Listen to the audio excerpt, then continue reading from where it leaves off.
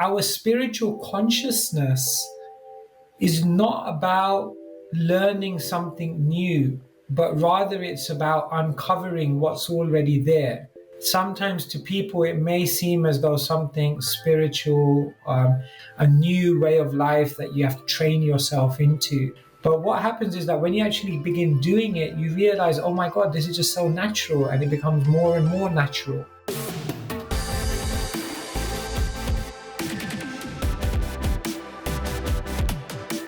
Hello everyone, welcome to the Experience Podcast. My name is Tejasva or TEX, and together, you and I are going to have amazing conversations with amazing people and learn so much through our experiences.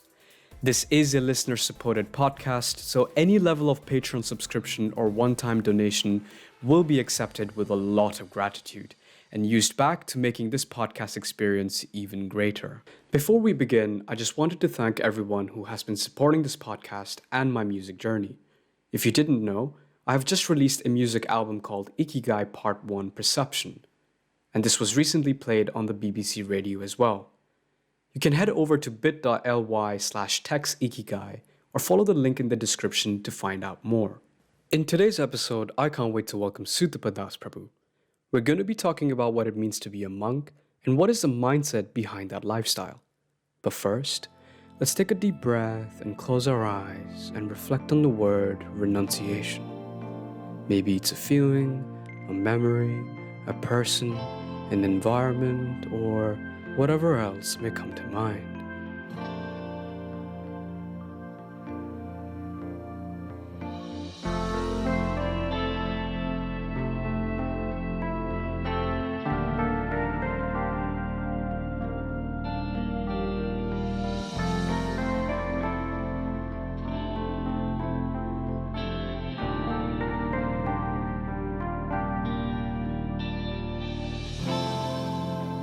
And whenever you're ready, you may open your eyes. Keep this thought in mind, maybe write it down on a piece of paper, because we will come back to it later in the episode. If you're comfortable, we'd love to know what you thought of, so please do share with us in the comments below, or feel free to message us. Let's begin. Hello everyone, welcome back to the Experience Podcast. Today with us, we have a very, very, very special guest, His Grace, Sutapa Prabhu. So for those of you who don't know Sutapa Prabhu, he is the head monk at the Bhaktivedanta Manor. He has designed and taught some amazing courses, authored so many books that act as a guide to the Vedic scriptures. He is a mentor, a counselor, and also oversees the School of Bhakti. Now, this bio does not do any justice to the amazing personality that he is. He's been able to inspire so many of us to dive deeper into spirituality. And he's taken philosophies and concepts that on the surface seem like really complicated things, but he's been able to transform that into bite-sized gems that we've been able to follow on a daily basis. So Prabhu, it is an honor to have you on this podcast, and thank you for everything that you're doing for this world. So Prabhu, how are you? It's an honor, Tej, to be with you. And I was looking forward to this. And it's be wonderful. We can have a little bit of an exchange and learn a little bit more about spirituality and how it's relevant in the world today. So looking forward to it. Amazing. So Prabhu, what have you been up to these days?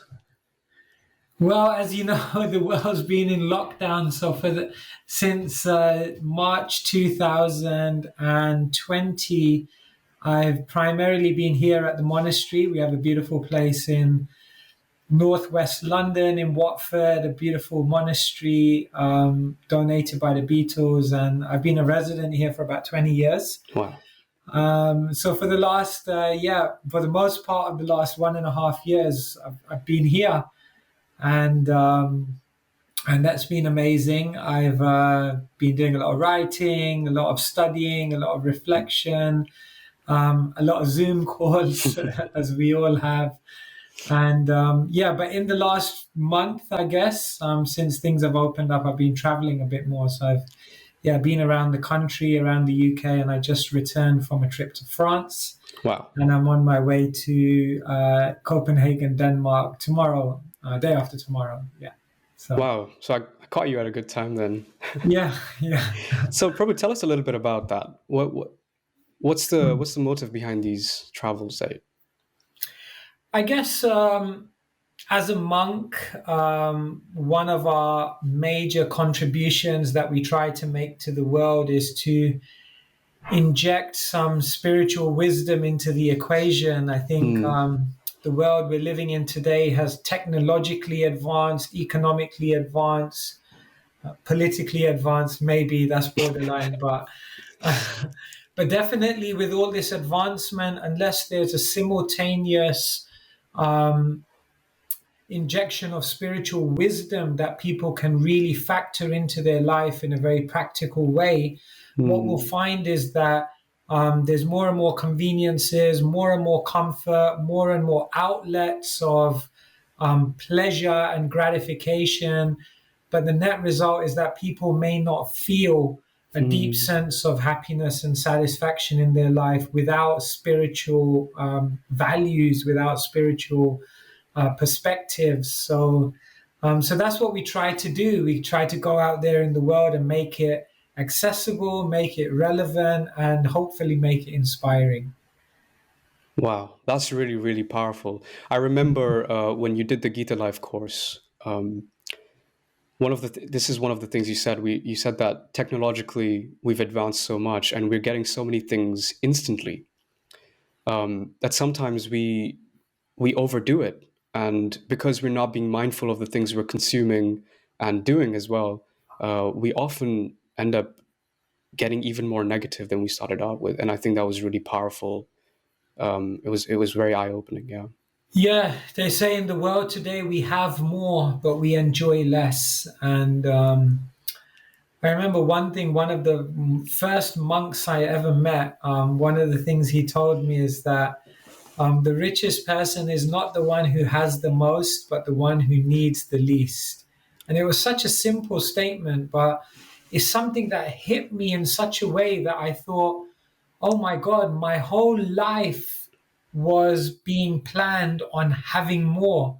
Um, and then I started thinking, but how about I plan my life in such a way that I won't need anything externally because I'll be so fulfilled within. So it was such a simple statement that rang so true in terms of my observation of the world that it almost just shifted my perspective entirely.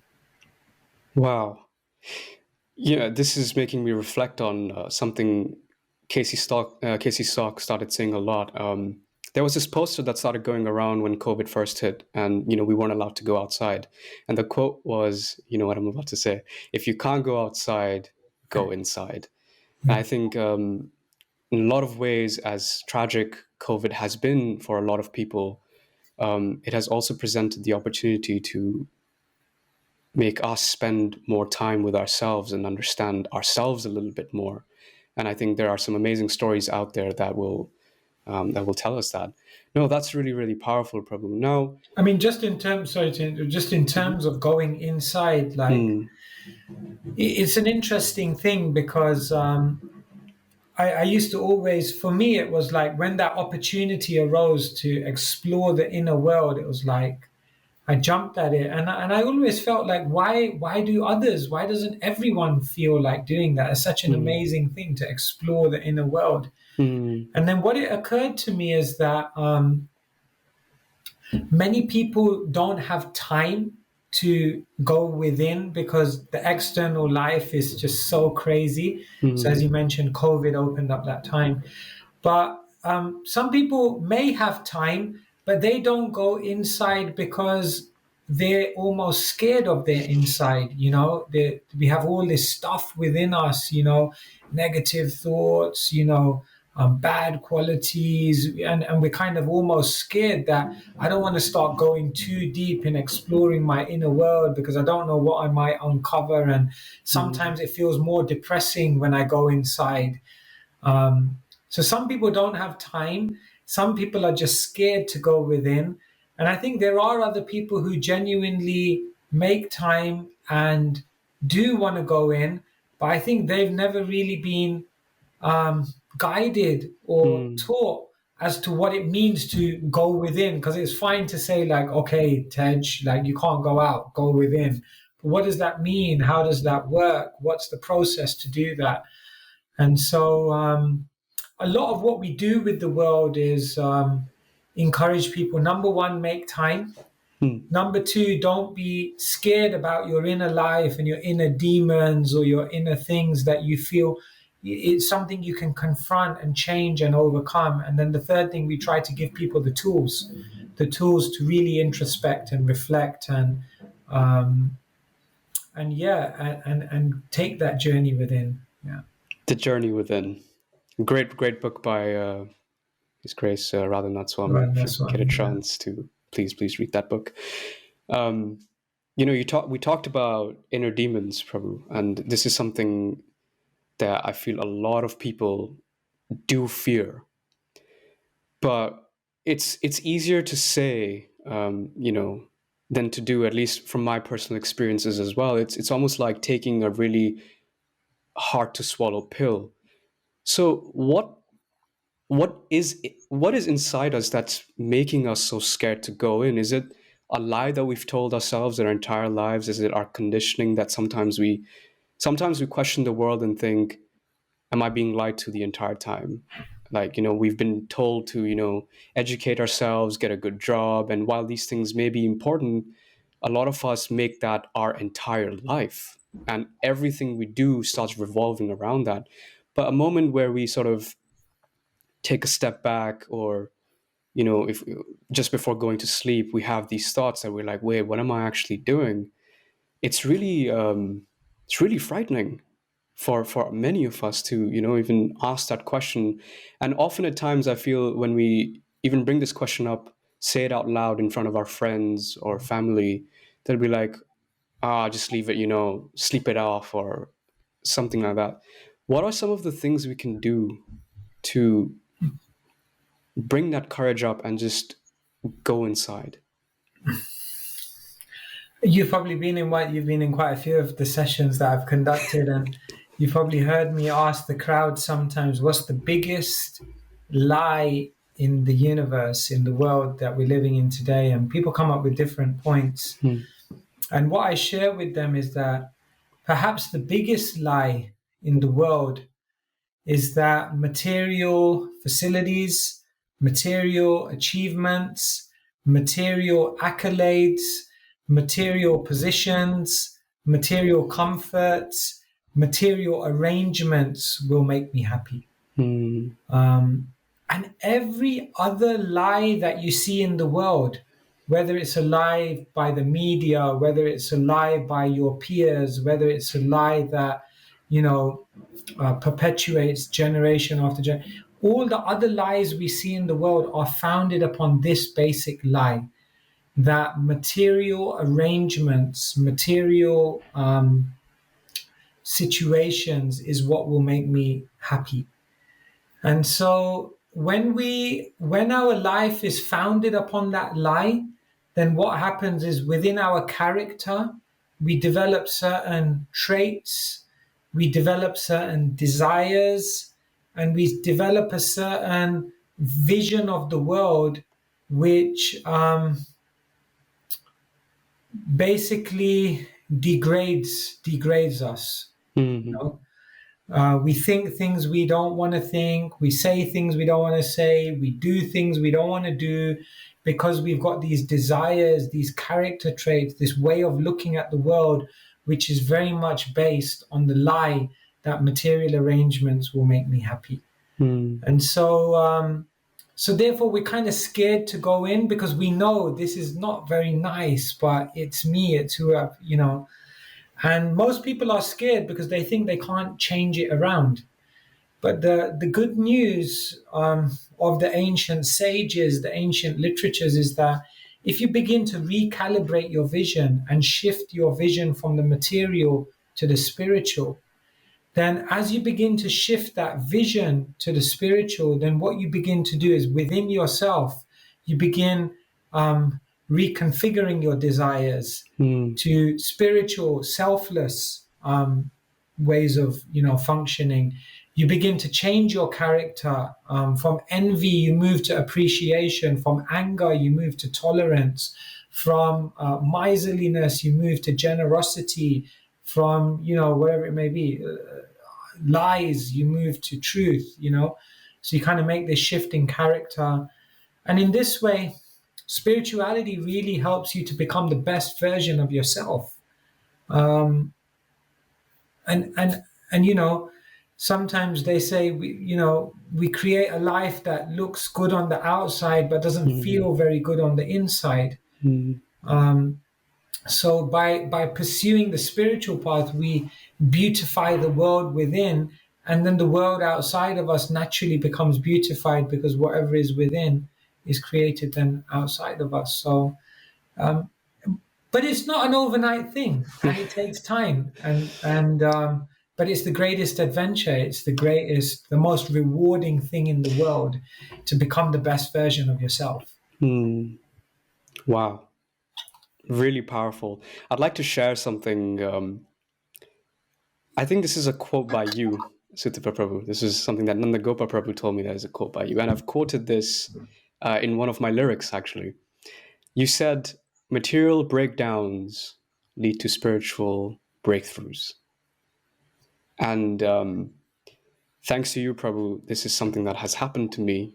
And I'm very, very grateful that it happened to me. And it happened to me at such a interesting phase in my life. And talking again about just going within, because there's this dust analogy, isn't there?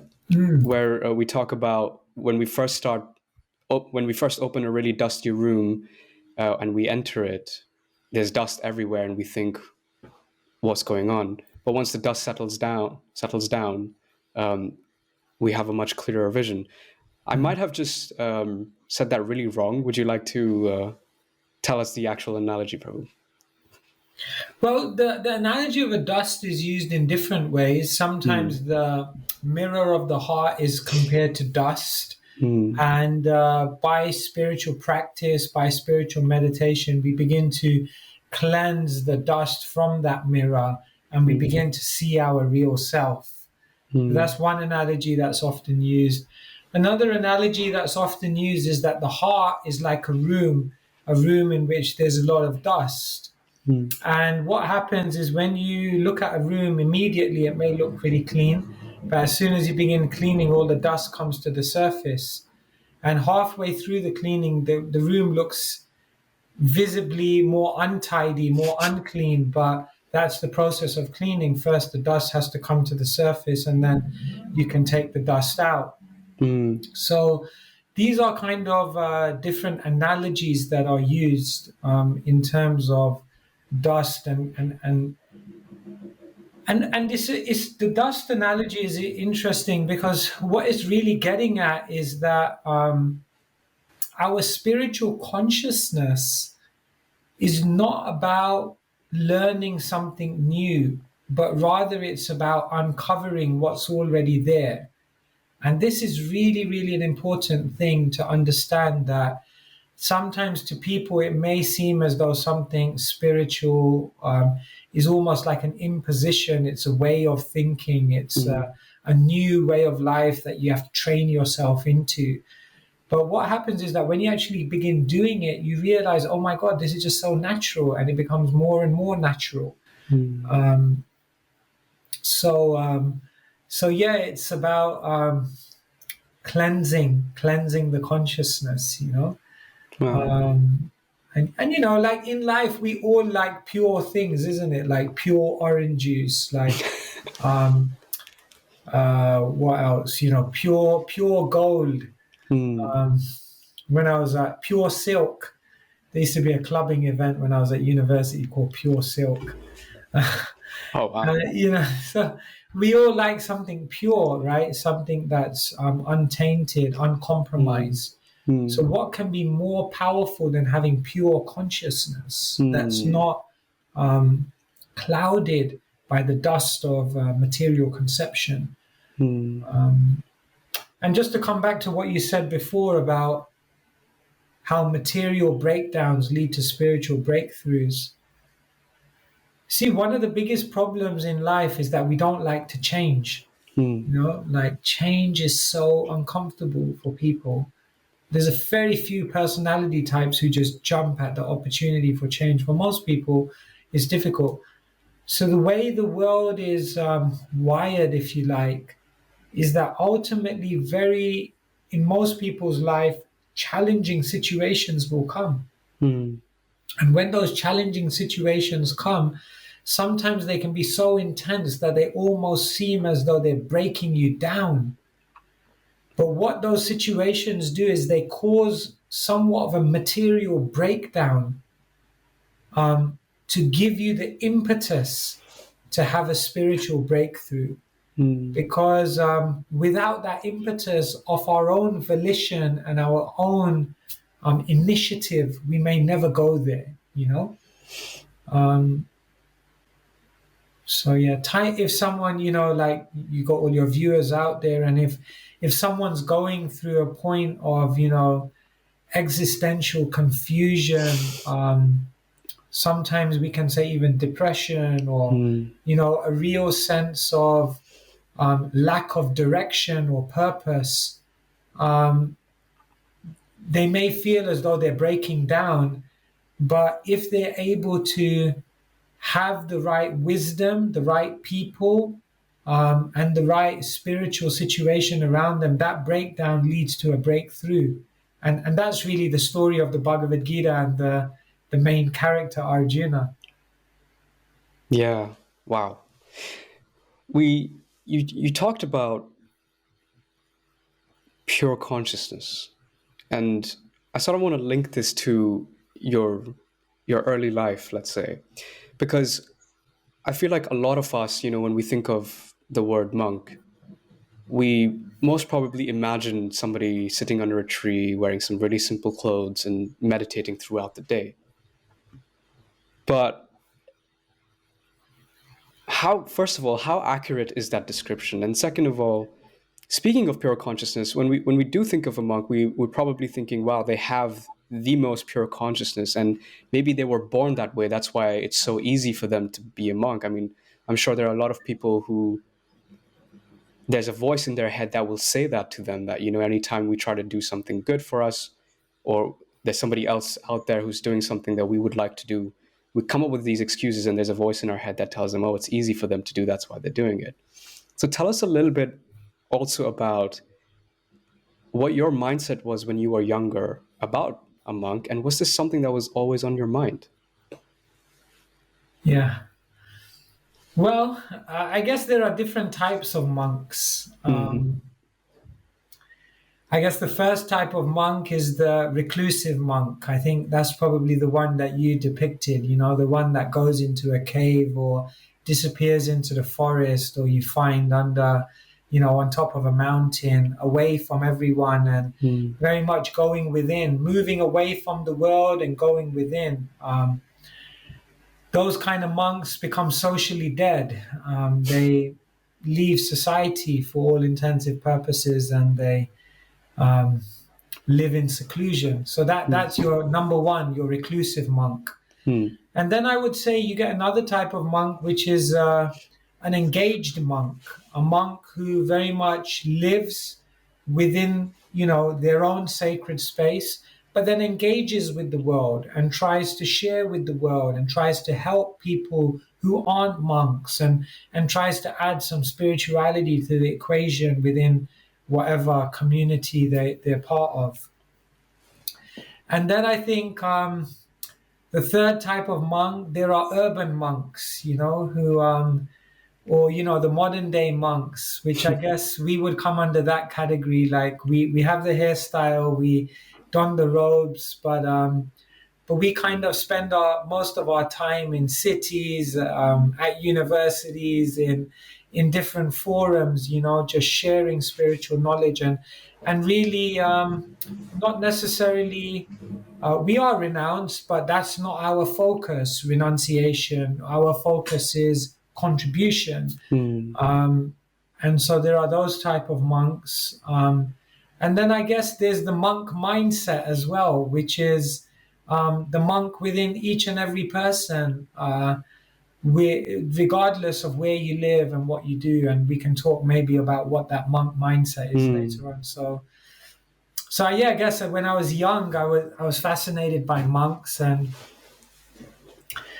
yeah, I thought maybe I'd become a reclusive monk, but yeah, somehow or other, through the teachers I met and through the traditions that I contacted, becoming like a modern day monk and living within a monastery but engaging with the world, it really captured my imagination. I had a I graduated from UCL. I had a degree in computer science and management. I had a job lined up at 21, but it wasn't inspiring me. It didn't Mm, feel like I'd make a difference in the world like that. Not that you can't make a difference like that, but for me, it wasn't sitting right. So I went to India and I just decided to disconnect for some time. And I spent 6 months traveling and staying in ashrams. And it became very clear to me that my calling was different. So I came mm, back to London. I was 21. I moved into the monastery here. Um, and as the years went by, I began to realize that somehow or other, by some incredible great fortune, I'd stumbled into a life which somehow or other just worked for me. So I've been a monk ever since for 20 years, and it's an energizing life. It has its challenges, as every life does, but there's something to learn every day, and just such great opportunities to give. So yeah, I became a monk when I was 21. I'm past 40 now. wow. So yeah, time flies when you're having fun. um, there's one thing you said, the renounced order of life. And I think I'm going to quote you from the Gita Life. I think this was one of the conclusions of one of the chapters, which has helped me. And the conclusion was, we think that spiritualists don't own anything, but the Gita teaches us that that spiritualists aren't owned by anything. Is that right? Yeah, exactly, exactly. People have this kind of stereotyped image of a monk, Mm, like walking barefoot, like with no possessions and mm, sleeping under a tree. And um, what the Gita really teaches is that renunciation is something within. Someone can be surrounded by so many material things, but within mm, themselves, if they haven't invested their hopes, their desires for happiness within those things, then they can have those things, but mm, there won't be any attachment. And if there's no attachment, then really they're just as renounced as someone who lives without it. In fact, they may be more renounced than mm, someone who lives without it, who internally wants it. mm, So the real renunciation is within, and of course, the life of a monk in which you tangibly do let go of many things that has its part to play. mm, But in the ultimate sense, renunciation and um, yeah, that complete sense of detachment from the world is something very internal. It's not an external thing. mm. Amazing. So one of the sort of dilemmas that I had, when I first started diving deeper into spirituality was, why shouldn't I just give up everything? And, you know, this is obviously, it's such a stereotypical example because this is literally what the Gita is trying to talk about. Mm. Arjun's on the battlefield and he's talking to Krishna and he says, I don't want to do this anymore. Why don't I just, go sit under a tree? And Krishna says, no, this is your duty. And thanks to some amazing people in my life, I was able to get my mind back on track and understand that whatever we do in life, in our jobs or on a personal level, we can do it in the mood of service. We can do that in the mood of devotional service. And that in itself is so powerful. And Prabhu, you talked about finding spirituality and recalibrating your yourself in some way, so you might be doing the same thing, but you're doing it for a completely different reason now. And one example that I'm very open about now is that I used to do so many things because I wanted to be a superstar. I wanted all the attention, I wanted all of that good stuff, the spotlight and whatnot. But as I grew older and I tried putting myself into celebrity shoes, I said, okay, now I do, like, let's say I have this, what now? And the emptiness that I felt after that made me rethink a lot of things. And I'm so happy that, through some divine power, I was able to meet some amazing people who got me into KC Sock and eventually the Gita life with you. And, it's a powerful journey. So, Prabhu, you talked about that in your early life, you were fascinated by monks. How did that happen in the first place? A lot of it is inexplicable, and the reason is one of the first teachings of the Gita is that this life is just a chapter, and we've had lives before. We'll continue to live after this life, and according to where we've been before, what we've done, and the desires that we've cultivated, we kind of end up in this world, in this body, in this situation with a certain psychological configuration based on our previous lives. Some of us are more outgoing, some of us are more grave, some of us are naturally tuned into spirituality, so others it doesn't connect. So everyone's coming with a different mindset based on previous lives. So one of the things that I detected very early in my life, this life, is that I had an attraction towards simplicity.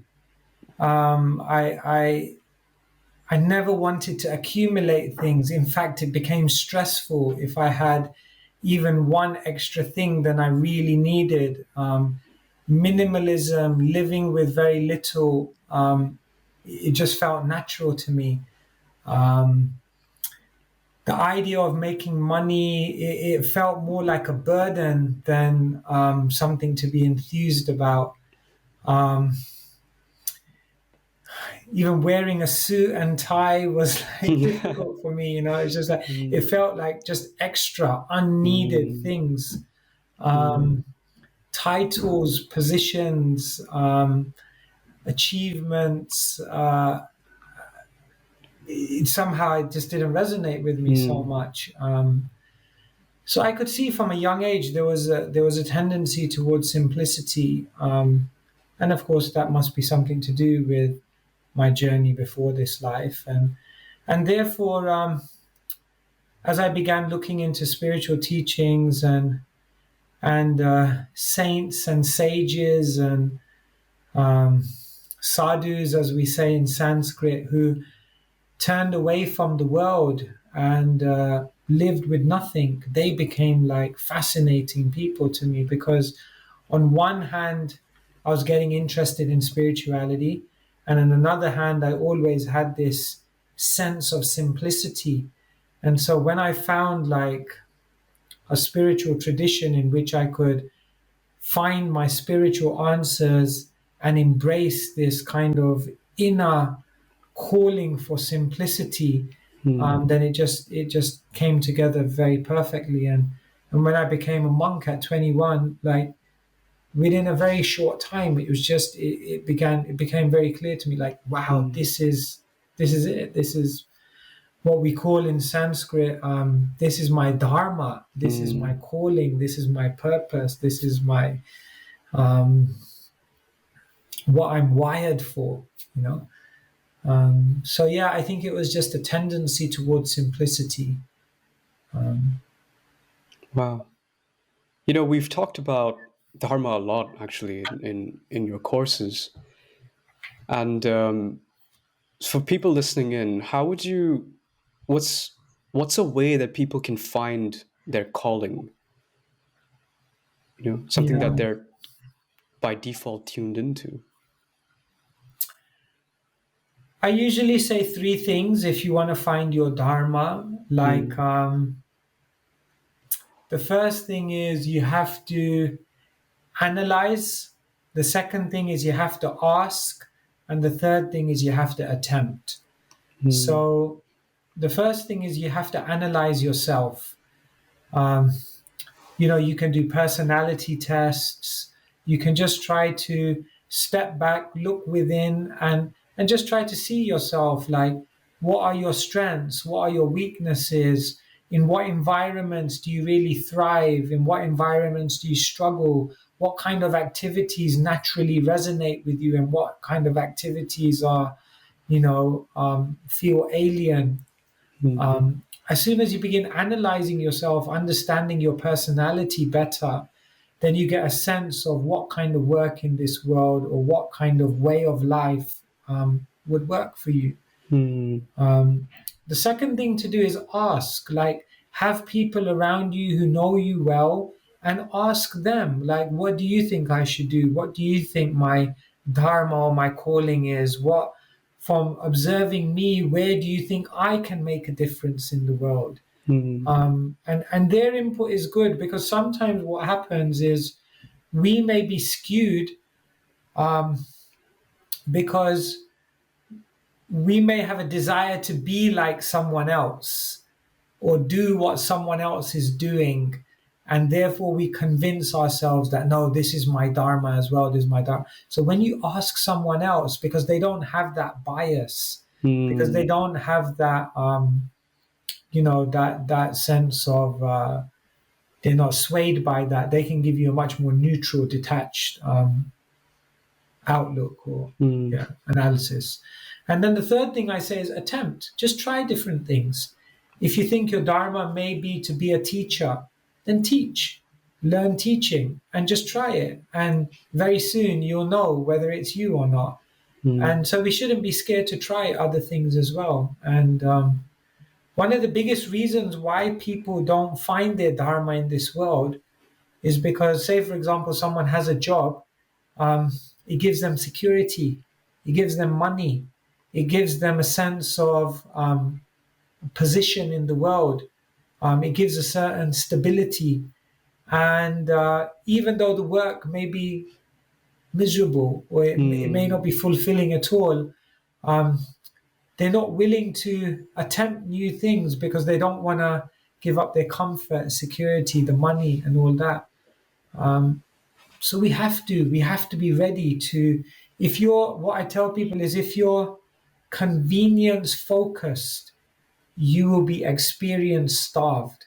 So if you're just focused on creating a life that's safe, that's secure, that's convenient, that's comfortable, then you'll never really find what your dharma is, because you'll box yourself into mediocrity.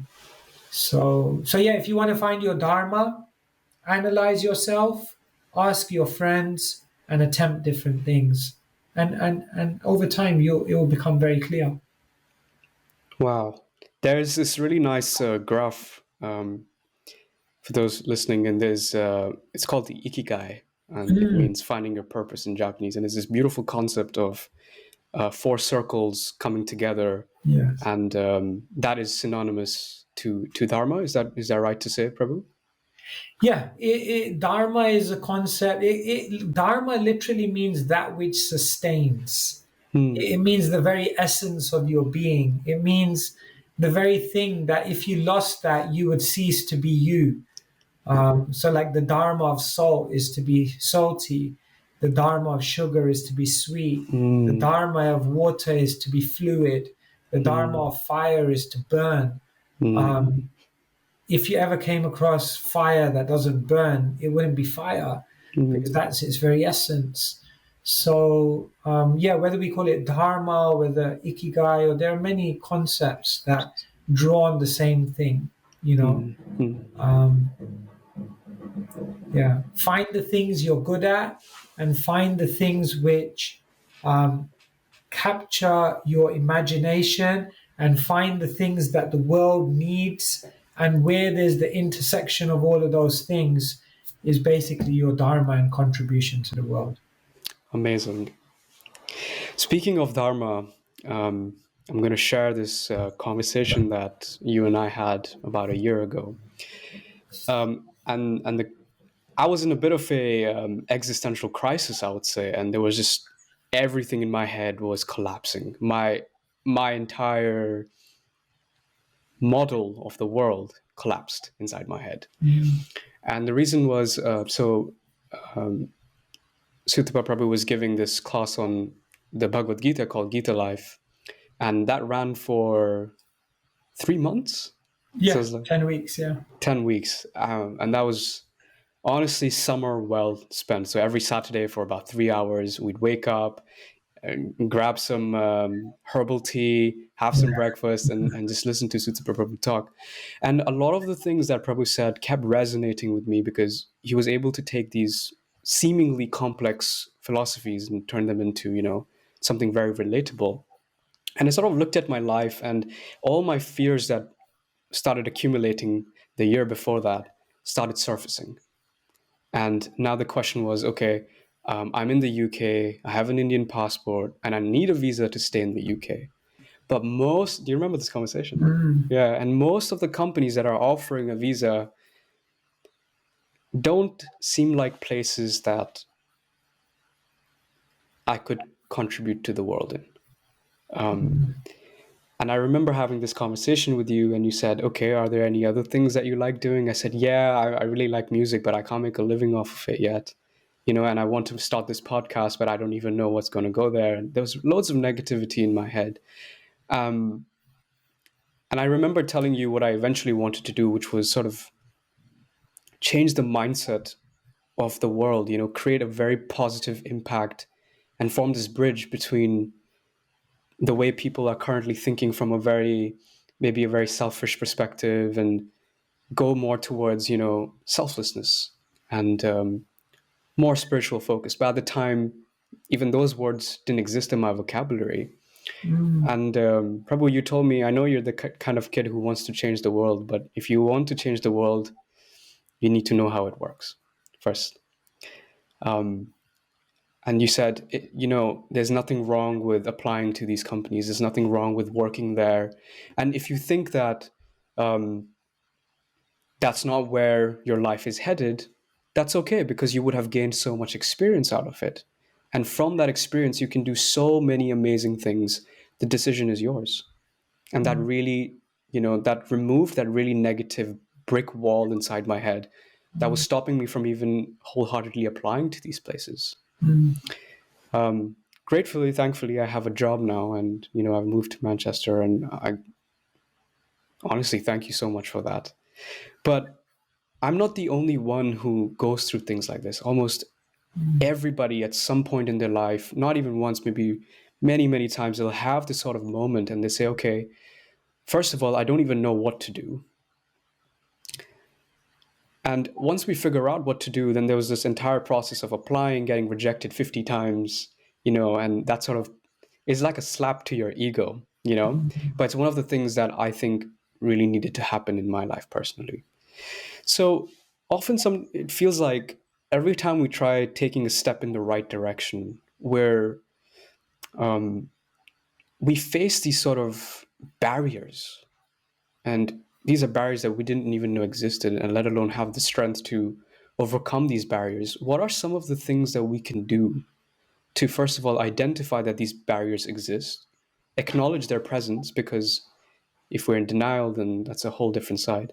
So acknowledge them, but also, how do we find the strength to overcome these barriers?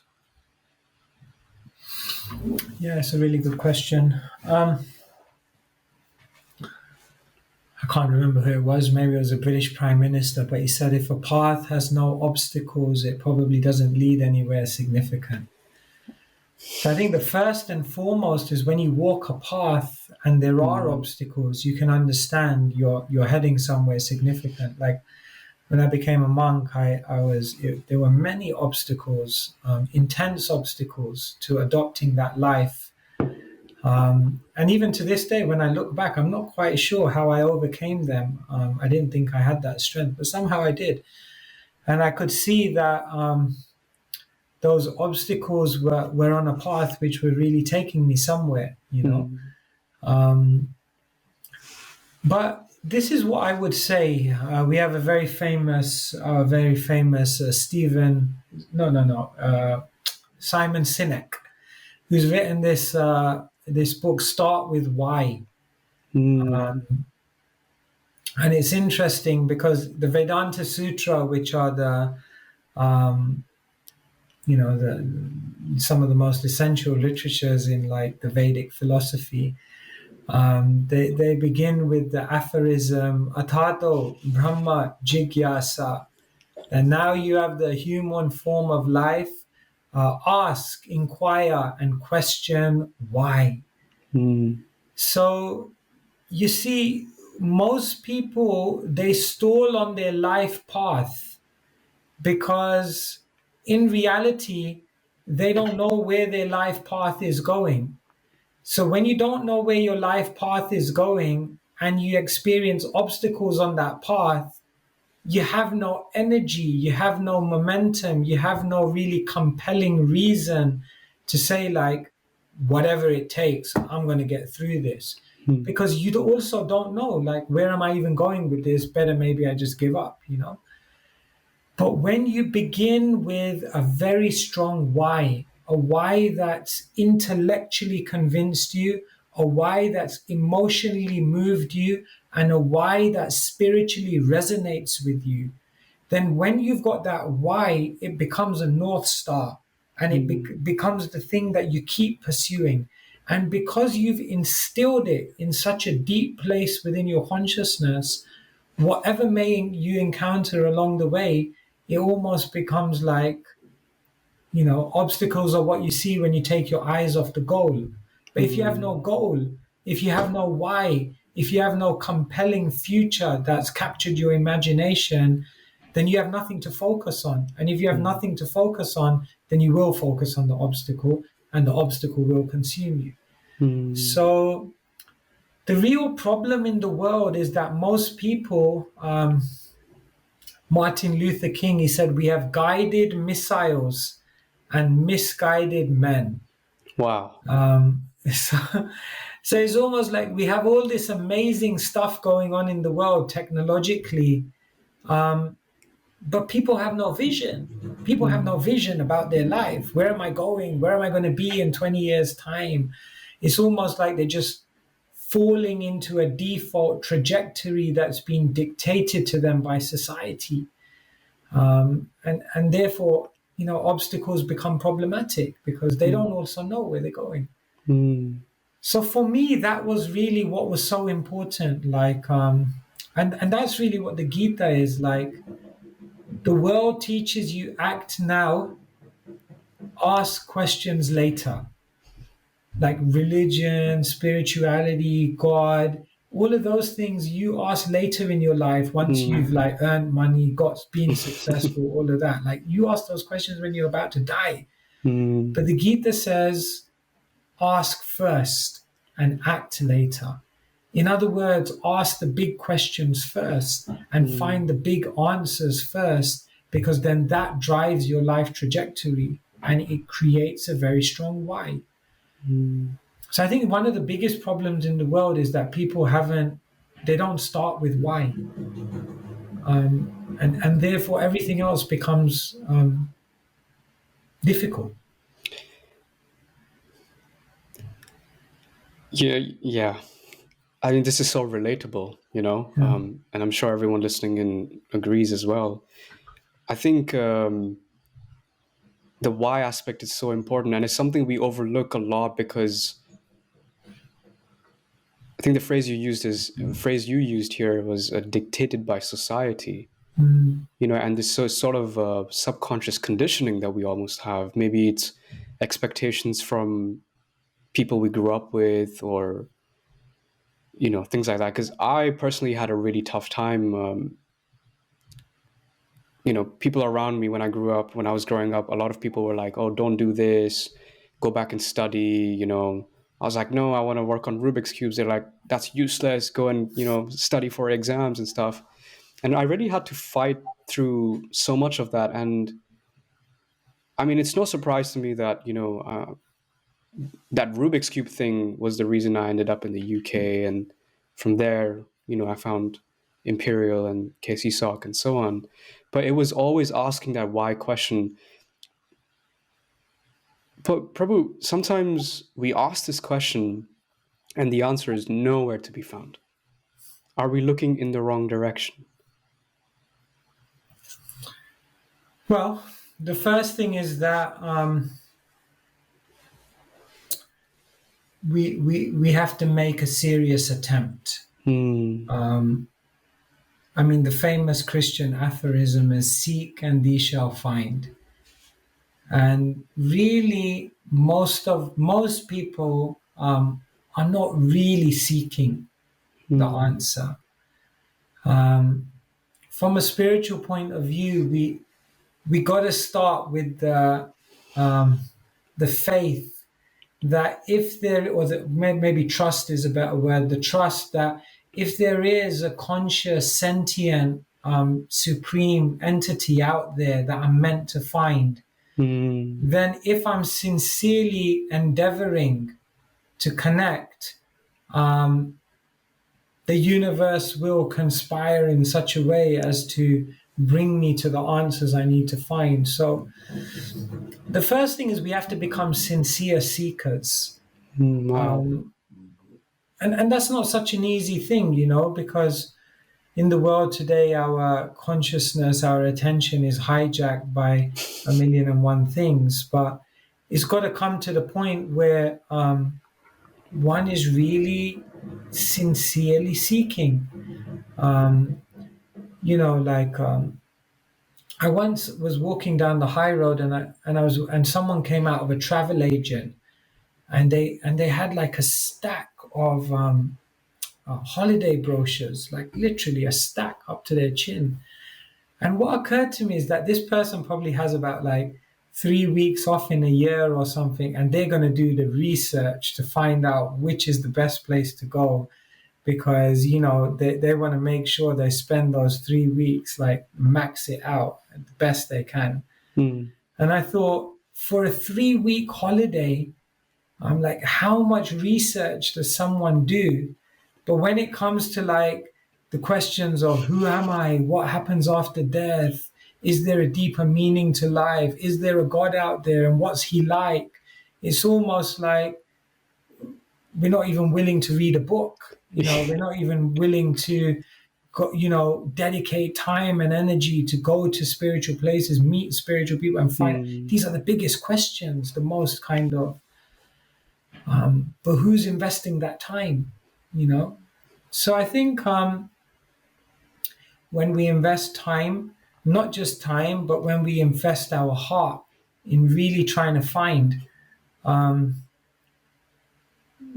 then we'll see that answers do start coming about. And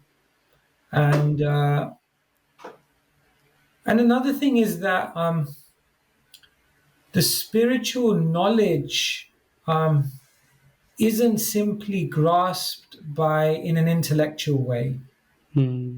So it's something that we seek, is something that then makes sense, but it's then something that we internalize and live, which then brings about a higher realization, if you like, of that knowledge. So the point I'm basically making is it's a process. Finding that why, finding that ultimate reason why you exist is a process. And it's a process which requires great sincerity, focus, and ultimately patience as well. Wow. Thank you for that, Prabhu. I just thought I'd share something. When we talk about finding these answers, at least the first time I went on this journey, I thought I need to stop doing everything I'm doing, sit down and think about it, and then I'll find the answer. And I was quite wrong. I think there is obviously power in sitting down and reflecting on it, but I somehow, through association and through reading Vedic scriptures and attending courses, I started finding answers at least a few of them, in the everyday things that we were doing. And that started becoming relatable. And I don't know, I just think it was really, really powerful. So do you think it's the first step, before we end this, the first step is to surround yourself with people who are trying to think about the same things, and walk down a similar path to you? Yeah.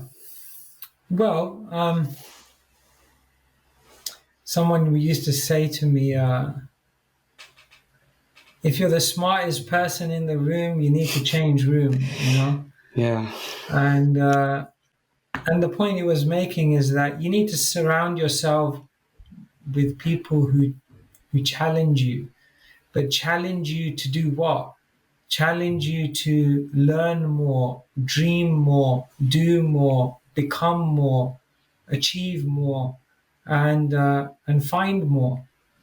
And so I think that's why being around spiritual people is so powerful. Not because, okay, we're all spiritual and we're all in the in club, and we're going to now, you know, we don't want to know about anyone else. It's not, we're not trying to create an elite group here. But the reason why surrounding yourself with spiritual people is so powerful is because they're the ones who are going to help you expand your vision of what your life can and should be. Um, if you surround yourself with materialistic people, um, you're not going to break out of the box. You're not going to break out of the invisible boundaries that the world has created for you within the biggest lie in the universe, that material arrangements will make you happy. You're not going to be able to penetrate beyond that small world. So when we say associate with spiritual people, it's not about creating an elitist club or, you know, looking down on others, or, but basically you want to surround yourself with people who are just going to challenge you, because, you know, life is valuable, life is precious, and you know, what are we going to use it for? Or, you know, like, like here's an iPhone, and I could use this as a door stopper if I wanted to, and it would probably work pretty well. But there's 108 better things you can do with an iPhone than use it as a door stopper. So life is valuable. We have this, this advanced intelligence, this ability to penetrate beyond just what we immediately see and discover, explore. So we need to be around people who are going to bring that out, and who are going to fan that, and who are going to challenge us and say, what you're doing now, you can do much more. Um, and so, yeah, definitely, I think you're right. If I have made any progress, or hopefully have made some progress on the journey, I really put it down to the people that I was with, because I think they just they challenged me, and it was, admittedly, it was uncomfortable Of sometimes, course. but it was good. I look back and I thought, thank God I had those people around me. Thank you so much for sharing that, Prabhu, because all my so-called achievements that I've had in the past 2 years, I always say a lot of it is thanks to the people I surrounded myself with from Imperial KC And so if there are any students out here who are going to university, and especially if you're in the UK, chances are there might be a KC in your university. And it's never too late to join. Just keep an open mind, try the society out, talk to the people, and honestly enjoy their company. They, at least to me, when I entered that society, I was so skeptical. I was very like, I don't want anything to do with religion and things like that. But wow, when I just spent time with these people, these were the only people I wanted to spend my time with. Mm. And, purely just in their association, I feel like I've grown a lot, you know, and there are always ways, to find people in your life who want to be aligned in the same direction as you. So take that initiative. So Sutapa Prabhu, thank you so much. Tej, it's been a pleasure. And we hope to connect in person soon. Hopefully, definitely, yes. I'll leave some links in the description box below. So anybody who wants to follow your website and read your books will be able to do so. Thank you so much. Wonderful. Enjoy your evening. Bye-bye. Thank you so much. Bye. Thank you so much for tuning in, everybody. We really hope you learned something new. Before we end, let's take another moment to reflect on the word renunciation. After this, think about what changed between your feelings before and after the episode.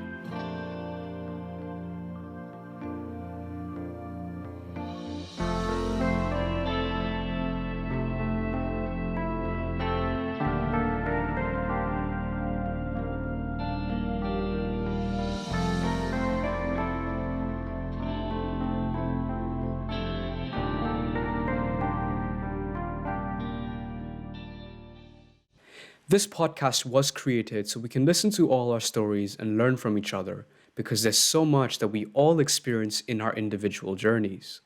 Being able to have even a small glimpse of someone's journey can add so much perspective to our lives, help us grow together, and be able to better understand ourselves and each other. Despite all our differences, there's so much more that we have in common. This is a listener-supported podcast, so any level of Patreon subscription or one-time donation will be accepted with a lot of gratitude and used back to making this podcast experience even greater. The different subscriptions can be found on my Patreon page, which will be linked in the description. This was recorded during COVID times with little to no professional equipment, so the quality may sometimes vary. We apologize for this inconvenience, but despite that, we hope you were able to connect with the message of this episode. Once again, thank you so much for tuning in, and we hope to see you next week. Take care.